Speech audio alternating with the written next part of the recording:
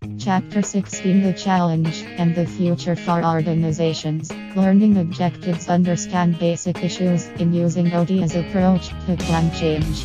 Recognize ways of maintaining, internalizing, and stabilizing change program.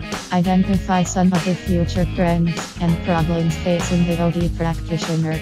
Organization of the future will attract and retain talented employees. Develop different kind of workplace. Powerful mission is magnet and motivator. Culture that values learning is key. Our reality is old saying. A constantly changing organization. An organization that is flexible and able to change quickly. Monitor and stabilize OD program feedback. Stabilize the change. Evaluate the OD program results. Termination of practitioner and client relationship. Figure 16.1 Stage 5 of ODS 5 stages. Feedback of information. Return to participants. Commitment reinforced by feedback. Program effectiveness measured by degree problems corrected. Stabilize and monitor change acceptance and adoption of change. Guard against fade out. Reinforcement necessary. Evaluation of OD programs. Evaluations important for 3 groups. 1. Decision makers. 2.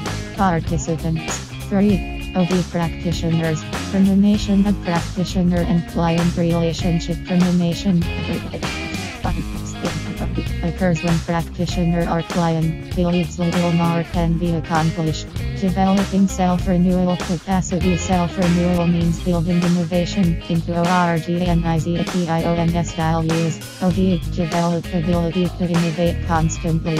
Emerging issues and values. OD is a growing, developing, and changing field of study. OD still in transition. Is OD fad or discipline? OD has history of 50+ years. Appears to be primary method for helping organizations adjust to change. Managers may use interventions as quick fixes.